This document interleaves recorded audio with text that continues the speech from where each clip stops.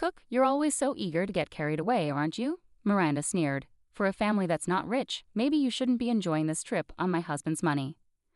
Miranda, my sister-in-law, directed that snobby comment at our family. We were all in Hawaii on vacation, including her. Why would she say something so rude? My brother, who's a doctor, planned this trip, and she shouldn't complain given his generosity. But even though she annoys me, I can't say anything back because she's my sister-in-law. I was thinking about how to lighten the mood when suddenly, paffed hada haga haga. My mom's laughter completely changed the atmosphere. My name is Elisa, and I'm 20 years old. I'm an ordinary college student at a private university's school of education.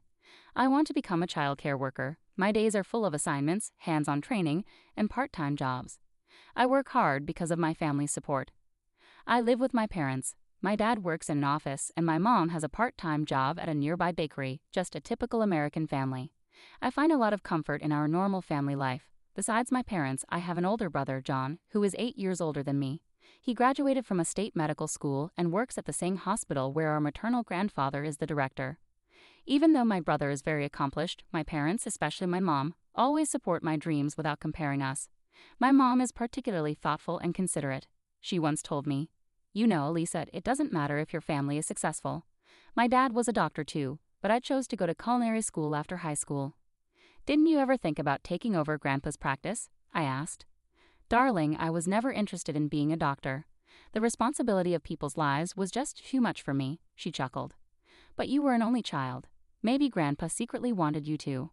"Maybe so, but it's my life, right?"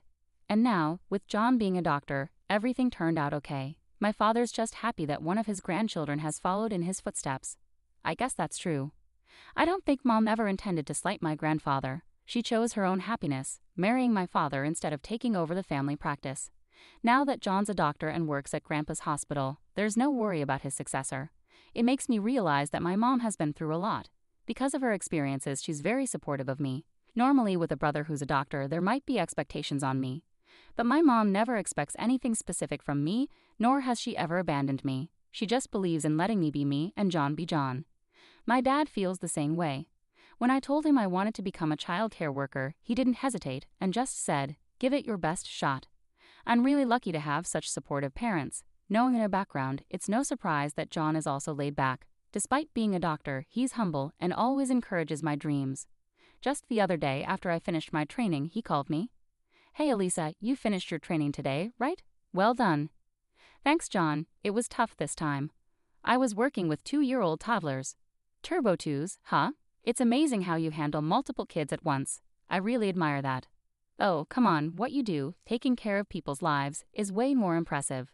"You think? It's a bit awkward getting a compliment from my little sis. Haha." "Stop being so shy. Thanks for calling." "You bet. We'll hang out soon." Suddenly, a chilly voice from the other end asked, "Who are you talking to?" Ignoring the voice, John quickly said, "Catch you later," and hung up. It was Miranda, John's wife. It seems she doesn't like him talking on the phone. There have been times. Whenever I hear her voice in the background while talking to John, he always ends the call as soon as she speaks up. It's clear she might be controlling towards him. I've always wondered why someone as kind as John married Miranda. Needless to say, I'm not fond of my sister-in-law. From the first time she visited our home for introductions, my impression of her was terrible. It was just me, John, and her at home since my parents hadn't returned yet. As soon as John stepped out, she turned on me. "What's your name again?" "Duh. Nice to meet you. I'm Elisa, John's sister." "Haha, that's funny. John is quite handsome, but you look nothing like him, huh?" "Oh. What?" "Elisa, right? Which university?" "Probably a state university aiming to become a doctor like John, right?" "No, I'm at a private university aiming to be a preschool teacher." As soon as I said that, her eyes widened in surprise. "What? A preschool teacher?" she exclaimed, covering her mouth with her hand. "Wow, I'm shocked. How does the sister of a doctor end up wanting to be a preschool teacher?" "Oh. What do you mean by that?" "Just what I said. Oh. Your parents must feel sorry. They have a brilliant son, and then there's you, wanting to be a preschool teacher. Lol. That's not true. My parents fully support my dream." "Seriously? Do you really think they're supporting you?" "No way, right?" "Oh. Do they just have low expectations for you?" "As long as they have brilliant John, that's all that matters to them." "Oh. That's not true." She said these hurtful things casually, leaving me at a loss for words. When John returned to the living room, she switched back to her cold demeanor towards him. Later, when Mom and Dad came home and exchanged greetings, she stayed distant, mostly interacting with John. My brother must really like Miranda because he always praised her, calling her incredibly kind and saying she makes calm, rational decisions. Our parents probably didn't know how to respond to John's high praise of Miranda. The next month, John and Miranda got married and became a couple officially. When they announced it, I casually asked my mom, "Mom, why did John choose Miranda?" "Why do you ask?" "Well, to be honest, she's not exactly pleasant, right? John may say she's kind, but maybe that's only when he's around. Look, if John is serious about her, we can't oppose it." "I guess so. As a family, John's happiness is what matters most. So, Lisa, will you support John?" "Yeah, I understand. If John's happy with Miranda, I won't complain.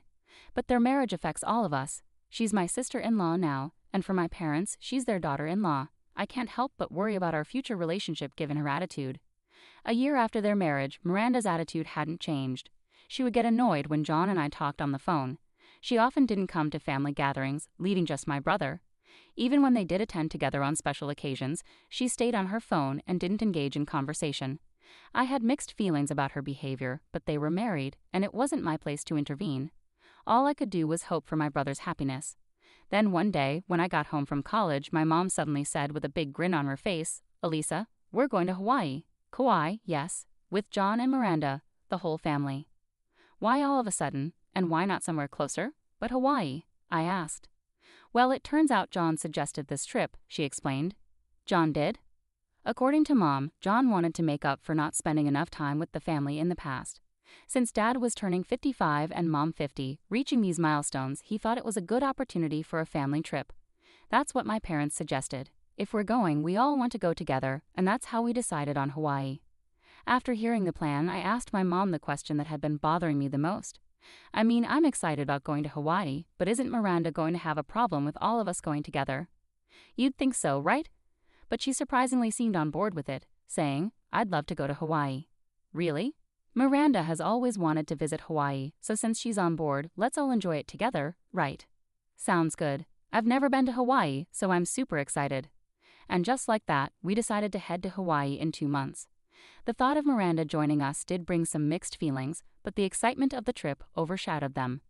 2 months later, we met John and Miranda at the airport and boarded our flight. My parents and I sat together, while John and Miranda were seated separately in the back. Since my brother made all the reservations for this trip, it was clear their seating arrangement was intentional, probably at Miranda's insistence. At the airport, she only spoke with my brother and didn't greet us. For her, it seemed strictly a vacation with her husband. Both my parents noticed Miranda's attitude, but they didn't let it bother them and seemed to be thoroughly enjoying the trip. My mom even suggested to John, "Why don't you two go sightseeing on your own?" Thanks to my mom's suggestion, I was able to enjoy the trip without worrying too much about my sister-in-law. But then something happened. That evening, after coming back from sightseeing, my parents and I met John and Miranda for dinner at our hotel. Miranda only spoke to my brother as usual. My brother, looking a bit troubled, tried to start a conversation with me. "Hey, Elisa, how's it going? This is your first time in Hawaii, right?" "Yeah, I've only seen it on TV, so it's really amazing to be here." "I'm glad you're enjoying it. I'm happy we decided on Hawaii." "Thanks for suggesting this trip, John. I'm having such a great time." "Yeah, but this trip was..." Just as my brother started to speak, Miranda interrupted with a sarcastic comment and glared at me. There was an awkward silence after her remark. Then Miranda mockingly said, "Cook, always so quick to get carried away, aren't you?" "Miranda, don't call me by my name," I snapped. Why are you saying that?" I stammered, taken aback by Miranda's harsh words. "Excuse me? Why would I want to be close to his sister, who's training to be a preschool teacher? With a father who's an office worker and a mother who works part-time? I only need John." "Hold on, that's not fair," I protested. "For a family that's not well off, maybe you shouldn't be living it up on my husband's dime." In that moment, anger and shock froze my thoughts. I couldn't find words to counter what she said. It's not that I couldn't respond, I was just so taken aback that I didn't know what to say. My dad and John seemed just as stunned. They stared at Miranda with mouths agape, while she busied herself with her phone. Suddenly, my mom burst into laughter. "Paffed, ha ha ha." "Mom," I exclaimed. Sorry, my mom said, still chuckling. "It's just too funny, I couldn't help it." Lol. Seeing my mom laugh, Miranda's face instantly darkened. Clearly upset, she snapped at my mom, "Excuse me, what's so funny?" I'm sorry, Miranda, dear. It's just that my stomach hurts from laughing. The irony. Coming on this trip riding on someone else's dime and acting like this? Well, maybe I'll just head back then. Oh. What? Miranda was stunned. My mom stood up and signaled to my dad and me. Let's go. We were surprised by my mom's response, but we followed her lead and left the table. Miranda seemed annoyed but didn't say anything as we walked away. Suddenly, John stood up, raising his voice at Miranda. Hey, that was way out of line.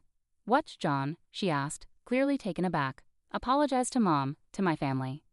I had never seen this side of John before. He was always at Miranda's beck and call, but now he was furious. Miranda appeared rattled and tense. Hold on, John, what's gotten into you? You've always had my back. I supported you because I chose you, but I've had enough. I can't deal with your self-centered attitude anymore. Why? Why all of a sudden? It's clear that this trip happened because of Mom. I had planned to cover everything, but Mom ended up paying for everyone, including us. No way. Your mom did that? I was surprised by this revelation. John had claimed to be covering the expenses, but apparently Mom had secretly paid for everything and told John to keep it quiet. Even Dad, who was usually in the loop, believed John was footing the bill and was equally shocked. Miranda, speechless, listened as John delivered his final blow. Thanks to the mom you always mocked, I got the job at the hospital, which supports us all. Don't you understand? What do you mean? Why bring your mom into this? Have you forgotten already? The head of the hospital where I work is my mom's dad. No, you're lying. I knew it. I always felt you weren't interested in my family. You never really listened, did you? You just wanted to marry a doctor like me, didn't you? No, that's not true. I mean, yes, I wanted a better life, but that doesn't mean I disregarded you, John. Miranda reached out, but John forcefully pushed her hand away. His anger was palpable, his gaze icy and intense. Don't play games with me. I didn't marry you to be used. I was foolish to marry you, deceived by your motives, but I did love you sincerely, Miranda, yet you insulted my family. Wait, John, I promise I'll. It's too late. Even if you change now, your hurtful nature won't. I won't spend my life with someone who looks down on my family. It's not my parents who should leave. It's you, Miranda. Miranda's face drained of color as John's words hit her hard. Tears welled up in her eyes as she pleaded with him. Please wait, John. I'm begging you. Forgive me. I'll do anything. But John's expression remained cold and unmoved. Without saying another word or reacting harshly, he continued to stare at her with a cold demeanor. Unable to bear the tension any longer, the next day, Miranda left the country alone. Later, I learned they divorced, with an agreement that Miranda would never contact John again. There was no division of assets, and it was as if her insults had never happened. However, Miranda's fixation on John grew troubling. She reportedly even showed up at his workplace, prompting John to involve the police, resulting in a restraining order against her. Now living under her parents' watchful eyes, Miranda leads a secluded life. It seems unlikely we'll see her again. Our parents also seem relieved. The happiness of our family remains the most important thing to us all. This experience has